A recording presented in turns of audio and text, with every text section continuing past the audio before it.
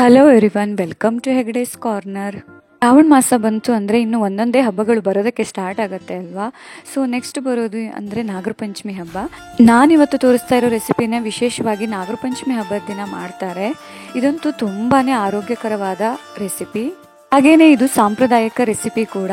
ಇವಾಗ ಮಳೆಗಾಲ ಸ್ಟಾರ್ಟ್ ಆಗಿರೋದ್ರಿಂದ ಈ ಅರಿಶಿಣೆಲೆಯಲ್ಲಿ ಮಾಡಿರೋ ಕಡುಬನ್ನು ತಿನ್ನೋದ್ರಿಂದ ನಮ್ಮ ಬಾಡಿ ಹೀಟ್ ಆಗುತ್ತೆ. ಸೊ ಇದರಿಂದ ಶೀತ ನೆಗಡಿ ಆಗೋದಿಲ್ಲ. ಜೊತೆಗೆ ಅರಿಶಿಣೆಲೆ ತುಂಬಾನೇ ಆರೋಗ್ಯಕ್ಕೆ ಒಳ್ಳೇದು ಅಲ್ವಾ. ಈ ಅರಿಶಿಣೆಲೆ ಮಂಗಳೂರು ಸ್ಟೋರ್ ಅಲ್ಲಿ ಆ ತರ ಶಾಪ್ ಅಲ್ಲಿ ಸಿಗುತ್ತೆ ನಮ್ಗೆ. ಈ ರೆಸಿಪಿನ ಹೇಗ್ ಮಾಡೋದು ಅಂತ ತೋರಿಸ್ತೀನಿ. ದಯವಿಟ್ಟು ವಿಡಿಯೋನ ಮಿಸ್ ಮಾಡದೆ ಕೊನೆ ತನಕ ನೋಡಿ. ಹಾಗೇನೆ ಯಾರಾದ್ರೂ ಫಸ್ಟ್ ಟೈಮ್ ನಮ್ಮ ಚಾನೆಲ್ ನ ನೋಡ್ತಾ ಇದ್ರೆ ಸಬ್ಸ್ಕ್ರೈಬ್ ಮಾಡೋದನ್ನ ಕೂಡ ಮರಿಬೇಡಿ. ಮೊದಲಿಗೆ ನಾನಿಲ್ಲಿ 1 ಕಪ್ ಆಗುವಷ್ಟು ಅಕ್ಕಿನ ನೆನೆ ಹಾಕ್ತಾ ಇದ್ದೀನಿ. ನೀವು ಜಾಸ್ತಿ ಕಡುಬು ಮಾಡ್ತೀರಾ ಅಂದ್ರೆ ಇನ್ನೊಂದು ಕಪ್ ಅಕ್ಕಿನ ಹಾಕೊಳ್ಬಹುದು. ನಾನಿಲ್ಲಿ ಅರಿಶಿಣೆಲೆ ಜಾಸ್ತಿ ಇರ್ಲಿಲ್ಲ ಅಂತ 1 ಕಪ್ ಅಷ್ಟೇ ರೈಸನ್ನ ಹಾಕಿದ್ದೀನಿ. ಇನ್ನ ಮಿನಿಮಮ್ 3 ಗಂಟೆಗಳ ಕಾಲ ನೆನೆ ಹಾಕ್ತಾ ಇದ್ದೀನಿ. ನೋಡಿ ಅಕ್ಕಿ ನೆಂದಿದೆ. ಇವಾಗ ಇದನ್ನ ಚೆನ್ನಾಗಿ ವಾಶ್ ಮಾಡ್ಕೋತಾ ಇದ್ದೀನಿ. ಅಕ್ಕಿನ ವಾಶ್ ಮಾಡ್ಕೊಂಡ್ಬಿಟ್ಟು ಇವಾಗ ಇದನ್ನ ಗ್ರೈಂಡ್ ಮಾಡ್ಕೊಳ್ಬೇಕು. ಅಕ್ಕಿನ ಮಿಕ್ಸಿ ಜಾರಿಗೆ ಹಾಕ್ಬಿಟ್ಟು ತುಂಬಾ ನೈಸಾಗಿ ಗ್ರೈಂಡ್ ಮಾಡ್ಕೋತಾ ಇದ್ದೀನಿ. ನಾನಿಲ್ಲಿ ಗ್ರೈಂಡ್ ಮಾಡೋದಕ್ಕೆ ಸ್ವಲ್ಪ ನೀರನ್ನ ಹಾಕ್ಬಿಟ್ಟು ಗ್ರೈಂಡ್ ಮಾಡಬೇಕು. ನೀವು ಗ್ರೈಂಡ್ ಮಾಡೋದಕ್ಕೆ ಬೇಕಾಗದಷ್ಟು ನೀರನ್ನ ಹಾಕೊಳ್ಬಹುದು. ದಪ್ಪಗೆ ಇರಬೇಕು ಆ ತರ ಏನೂ ಇಲ್ಲ. ನೋಡಿ ಹಿಟ್ಟು ಚೆನ್ನಾಗಿ ನೈಸಾಗಿ ಪೇಸ್ಟ್ ಆಗಿದೆ. ಇವಾಗ ಇದನ್ನ ಒಂದು ಪಾತ್ರೆಗೆ ನಾನಿಲ್ಲಿ ಟ್ರಾನ್ಸ್ಫರ್ ಮಾಡ್ಕೊತಾ ಇದ್ದೀನಿ. ನೆಕ್ಸ್ಟ್ ಇದನ್ನ ಕಾಯಿಸ್ಬೇಕು. ಸೊ ಅದಕ್ಕೆ ನಾನಿಲ್ಲಿ ಪ್ಯಾನ್ಗೆ ಟ್ರಾನ್ಸ್ಫರ್ ಮಾಡ್ಕೊತಾ ಇದ್ದೀನಿ. ಕಾಯಿಸುವಾಗ ತುಂಬಾ ತೆಳ್ಳಗೆ ಮಾಡ್ಕೊಂಡು ಕಾಯಿಸ್ಬೇಕು. ಸೊ ಅದಕ್ಕೆ ಈ ತರ ಮಿಕ್ಸಿನೆಲ್ಲ ತೊಳೆದ್ಬಿಟ್ಟು ಅದ್ರ ನೀರನ್ನ ಹಾಕಿ ತೆಳ್ಳಗೆ ಮಾಡ್ಕೊತಾ ಇದ್ದೀನಿ ಹಿಟ್ಟನ್ನ. ನೋಡಿ ಇವಾಗ ಕಾಯಿಸೋದಕ್ಕೆ ಇಟ್ಕೊಂಡಿದೀನಿ. ಇಷ್ಟು ತೆಳ್ಳಗೆ ಮಾಡ್ಕೊಂಡು ಕಾಯಿಸ್ತಾ ಇದ್ದೀನಿ ನಾನಿಲ್ಲಿ. ತೆಳ್ಳಗೆ ಮಾಡ್ಕೊಂಡು ಕಾಯಿಸೋದ್ರಿಂದ ಅಕ್ಕಿ ತುಂಬಾ ಚೆನ್ನಾಗಿ ಬೇಯುತ್ತೆ. ಸೊ ತಿನ್ನೋದಕ್ಕೂ ತುಂಬಾ ಸಾಫ್ಟ್ ಆಗಿ ಚೆನ್ನಾಗಾಗತ್ತೆ. ರುಚಿಗೆ ತಕ್ಕಷ್ಟು ಉಪ್ಪನ್ನ ನಾನು ಇವಾಗಲೇ ಹಾಕಿಕೊಂಡಿದ್ದೀನಿ. ಇದು ಸಿಹಿ ಕಡುಬು ಆಗಿರೋದ್ರಿಂದ ನಾನು ಈ ಅಕ್ಕಿ ಹಿಟ್ಟಿಗೆನೆ ಒಂದು 5 ರಿಂದ 6 ಸ್ಪೂನ್ ಆಗುವಷ್ಟು ಬೆಲ್ಲನ ಹಾಕ್ತಾ ಇದ್ದೀನಿ. ಅಂದ್ರೆ ಸಿಹಿ ಆಗುವಷ್ಟು ಬೆಲ್ಲನ ಹಾಕ್ಬೇಕು. ನೋಡಿ ಬೆಲ್ಲ ಹಾಕಿದ್ಮೇಲೆ ಈ ತರ ಕಲರ್ ಬರುತ್ತೆ. ಸೊ ಇವಾಗ ನೀವು ಚೆನ್ನಾಗಿ ಕಾಯಿಸ್ಬೇಕು. ಇದನ್ನ ಹೈ ಫ್ಲೇಮ್ ಅಲ್ಲಿ ಕಾಯಿಸ್ಬೋದು. ಬಟ್ ಕಾಯಿಸ್ತಾ ಇದೀವಿ ಅಂದ್ರೆ ಈ ತರ ಕೈ ಆಡಿಸ್ತಾ ಇರಬೇಕು, ಇಲ್ಲ ಅಂದ್ರೆ ಅಡಿ ಹಿಡಿಯತ್ತೆ. ಇಲ್ಲ ಅಂದ್ರೆ ಮೀಡಿಯಂ ಫ್ಲೇಮ್ ಅಲ್ಲಿ ಮಾಡಿದ್ರೆ ಅಷ್ಟೊಂದು ಬೇಗ ಅಡಿ ಹಿಡಿಯಲ್ಲ, ಆರಾಮಾಗಿ ಕಾಯಿಸ್ಬೋದು. ನೋಡಿ 5 ನಿಮಿಷ ಕಾಯಿಸಿದ ತಕ್ಷಣ ಇದು ಗಟ್ಟಿ ಆಗಕ್ಕೆ ಸ್ಟಾರ್ಟ್ ಆಗುತ್ತೆ. ಇನ್ನು ಫುಲ್ ಗಟ್ಟಿ ಆಗ್ಬೇಕು, ಅದು ಗಂಟು ಆಗ್ಬಾರ್ದು. ಆ ತರ ಕೈ ಆಡಿಸ್ತಾನೆ ಇರಬೇಕು.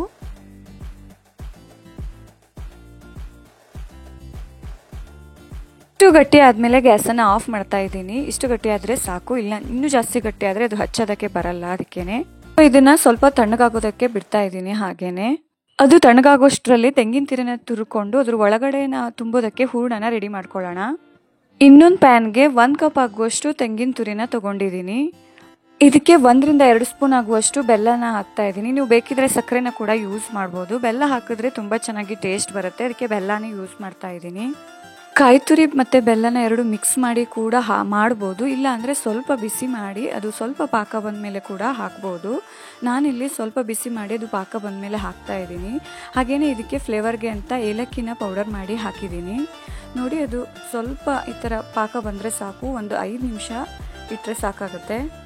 ಇದು ಇವಾಗ ರೆಡಿ ಆಗಿದೆ. ಇದನ್ನು ನಾನು ಸಪ್ರೇಟಾಗಿ ತೆಗೆದಿಟ್ಕೊಳ್ಳೋಣ. ಹಾಗೆಯೇ ಇಡ್ಲಿ ಪಾತ್ರೆನ ಅದು ಬಿಸಿ ಆಗೋದಕ್ಕೆ ಇಡ್ತಾ ಇದ್ದೀನಿ. ಕೆಳಗಡೆ ನೀರನ್ನು ಹಾಕಿಬಿಟ್ಟು ನೋಡಿ ಇದು ಅರಿಶಿಣದ ಎಲೆ ತುಂಬಾನೇ ಫ್ಲೇವರ್ ಇರುತ್ತೆ. ಇದು ಘಮ್ ಅಂತ ಇರುತ್ತೆ. ಸೊ ಇದನ್ನ ವಾಶ್ ಮಾಡ್ಕೊಂಡ್ಬಿಟ್ಟು ನಾನಿವಾಗ ಅದನ್ನ ಒರೆಸ್ಕೊತಾ ಇದ್ದೀನಿ. ನೆಕ್ಸ್ಟ್ ಬಂದ್ಬಿಟ್ಟು ಕೈಗೆ ಸ್ವಲ್ಪ ನೀರನ್ನ ಹಚ್ಕೊಂಡು ಆಲ್ರೆಡಿ ಕಾಯಿಸಿಟ್ಕೊಂಡಿರ್ತೀವಿ ಅಲ್ವಾ ಅಕ್ಕಿ ಹಿಟ್ಟು, ಅದನ್ನ ಸ್ವಲ್ಪ ಪೋರ್ಷನ್ ತಗೊಂಡು ಈ ತರ ಎಲೆ ಮೇಲೆ ಹಚ್ತಾ ಇದ್ದೀನಿ.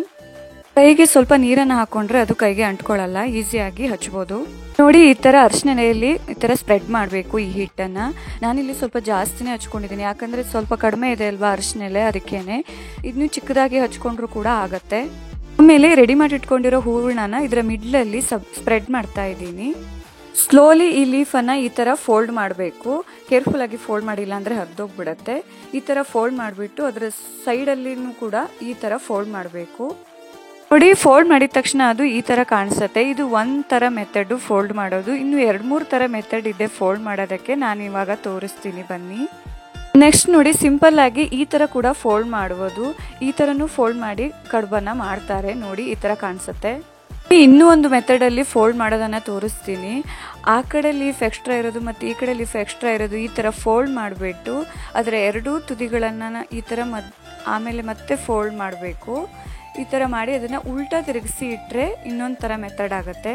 ಇವಾಗ ಕುಕ್ಕರ್ ಪಾತ್ರೆ ಕೂಡ ಬಿಸಿ ಬಂದಿದೆ. ಇವಾಗ ನಾನಿಲ್ಲಿ ಕಡುಬನ್ನು ಹಾಗೇನೆ ಇಡ್ತಾ ಇದ್ದೀನಿ. ನೀವು ಕೆಳಗಡೆ ಬೇಕಿದ್ರೆ ಈ ಪ್ಲೇಟ್ ಮೇಲೆ ಬಾಳೆನ ಕೂಡ ಹಾಕ್ಬೋದು, ಇಲ್ಲ ಈ ಲೀಫೇ ಜಾಸ್ತಿ ಇದೆ ಅಂದರೆ ಲೀಫನ್ನು ಕೂಡ ಹಾಕ್ಬೋದು. ಅಷ್ಟಾದರೆ ನೀರು ಮೇಲ್ಗಡೆ ಬರಲ್ಲ, ಇಲ್ಲಾಂದರೆ ಸ್ವಲ್ಪ ನೀರು ಆಗುತ್ತೆ, ಪರವಾಗಿಲ್ಲ. ನನ್ನ ಹತ್ರ ಜಾಸ್ತಿ ಲೀಫ್ ಇರಲಿಲ್ಲ, ಅದಕ್ಕೆ ನಾನಿಲ್ಲಿ ಏನನ್ನೂ ಹಾಕ್ತಾ ಇಲ್ಲ, ಹಾಗೇನೆ ಬೇಯೋದಕ್ಕೆ ಇಡ್ತಾ ಇದ್ದೀನಿ.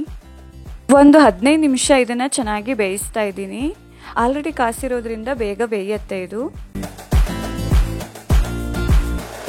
ಬನ್ನಿ ಇವಾಗ ಅದು ಬೆಂದಿದೆ ಅಂತ ಚೆಕ್ ಮಾಡೋಣ. ಲಿಡ್ಡನ್ನು ಓಪನ್ ಮಾಡ್ತಾ ಇದ್ದೀನಿ. ಲಿಡ್ ಓಪನ್ ಮಾಡಿದ ತಕ್ಷಣ ಅರಿಶಿನ ಘಮ ಇಡೀ ಮನೆ ತುಂಬ ತುಂಬಿಕೊಂಡಿದೆ, ಅಷ್ಟೊಂದು ಚೆನ್ನಾಗಿ ಬರ್ತಾ ಇದೆ ಪರಿಮಳ. ಸೊ ಇವಾಗ ಬಿಸಿ ಬಿಸಿ ಆದ ಅರಿಶಿನ ಎಲೆಯ ಕಡುಬು ರೆಡಿಯಾಗಿದೆ. ತುಂಬಾ ಟೇಸ್ಟಿಯಾಗಿರುತ್ತೆ ಇದಂತೂ. ಇದನ್ನು ಇವಾಗ ಓಪನ್ ಮಾಡ್ತಾ ಇದ್ದೀನಿ. ನೋಡಿ ಚೆನ್ನಾಗಿ ಎಲೆನ ಬಿಟ್ಕೊಂಡು ಬರ್ತಾ ಇದೆ. ಸೊ ಇದು ಚೆನ್ನಾಗಿ ಬೆಂದಿದೆ. ಸೊ ರುಚಿಯಾದ ತುಂಬಾ ಆರೋಗ್ಯಕರವಾದ ಒಂದು ಸಾಂಪ್ರದಾಯಿಕ ರೆಸಿಪಿ ಆಗಿರುವಂತಹ ಅರಿಶಿನ ಎಲೆಯ ಸಿಹಿ ಕಡುಬು ಸವಿಯೋದಕ್ಕೆ ರೆಡಿಯಾಗಿದೆ. ಇದ್ರ ಮೇಲೆ ಸ್ವಲ್ಪ ತುಪ್ಪನ ಹಾಕ್ಕೊಂಡು ತಿಂತಾ ಇದ್ರೆ ಆಹಾ ಎಷ್ಟೊಂದು ಟೇಸ್ಟಿಯಾಗಿರುತ್ತೆ. ಎಲ್ರಿಗೂ ಕೂಡ ತುಂಬಾ ಇಷ್ಟ ಆಗುತ್ತೆ. ಸೊ ನೀವು ಕೂಡ ಒಮ್ಮೆ ಟ್ರೈ ಮಾಡಿ ರೆಸಿಪಿನ. ಹಾಗೆಯೇ ಈ ವಿಡಿಯೋ ನಿಮಗೆ ಇಷ್ಟ ಆದರೆ ವಿಡಿಯೋನ ಲೈಕ್ ಮಾಡಿ, ಶೇರ್ ಮಾಡಿ ಮತ್ತು ಸಬ್ಸ್ಕ್ರೈಬ್ ಮಾಡಿ.